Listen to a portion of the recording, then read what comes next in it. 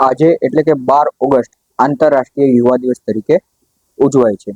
સંયુક્ત રાષ્ટ્ર એટલે કે યુનાઇટેડ નેશન દ્વારા આ દિવસ ઉજવવાનો ઠરાવ વર્ષ 1999માં થયેલ અને તે અનુરૂપ વર્ષ 2000થી 12 ઓગસ્ટને આંતરરાષ્ટ્રીય યુવા દિવસ તરીકે ઉજવવાની શરૂઆત થઈ. દર વર્ષે યુથ ઓર્ગેનાઇઝેશન અને યુએન ઇન્ટર એજન્સીના સભ્યો દ્વારા એક થીમ નક્કી કરવામાં આવે છે, જે અનુરૂપ વર્ષ 2025ની થીમ local youth action for the sustainable development goals એટલે કે ટકાઉ વિકાસ લક્ષ્યો અને તેનાથી આગળ માટે સ્થાનિક યુવા કાર્યો. હાલમાં યુએન હેબિટાટ અને દેશા અહેવાલ અનુસાર ટકાઉ વિકાસ લક્ષ્યોના ઓછામાં ઓછા 65% લક્ષ્યો સીધા સ્થાનિક અને પ્રાદેશિક સરકાર સાથે સંબંધિત છે અને યુવાન આ વિકાસનો લાભાર્થી નથી, પરંતુ તે તેનો સક્રિય નેતા અને તેના સમુદાયના પરિવર્તનનો પ્રતિનિધિ છે. માટે તેને સાથે લઈને જે ટકાઉ વિકાસના લક્ષ્યો તથા આંતરરાષ્ટ્રીય અને રાષ્ટ્રીય કમિટમેન્ટ છે તેનું સ્થાનિકીકરણ થઈ શકશે તથા તેને